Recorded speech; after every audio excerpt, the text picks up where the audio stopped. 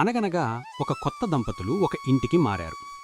మరుసటి రోజు ఉదయం ఆవిడ కిటికీలోంచి పక్కింటావిడ ఆరేస్తున్న బట్టలను చూసి ఇలా అంది, చూడండి, ఆ బట్టలు ఎంత మురికిగా ఉన్నాయో, ఆవిడికి బట్టలు ఉతకడం కూడా రాదు కాబోలు అని నవ్వింది. ఇలా ప్రతిరోజూ పక్కింటావిడ బట్టలు ఆరేసినప్పుడల్లా ఈమె విమర్శిస్తూనే ఉండేది. కాని ఒకరోజు ఉదయం కిటికీలోంచి చూసిన ఆమె ఆశ్చర్యపోయింది. అరే, ఈరోజు ఆవిడ బట్టలు చాలా తెల్లగా మెరుస్తూ ఉన్నాయి, ఎవరో నేర్పించినట్టున్నారు అని భర్తతో అంది. అప్పుడు భర్త మెల్లగా నవ్వి ఇలా అన్నాడు, లేదు ప్రియా, ఈరోజు పొద్దునే లేచి మన ఇంటి కిటికీ అద్దాన్ని నేనే శుభ్రం చేశాను, అందుకే అవతలి బట్టలు నీకు తెల్లగా కనిపిస్తున్నాయి.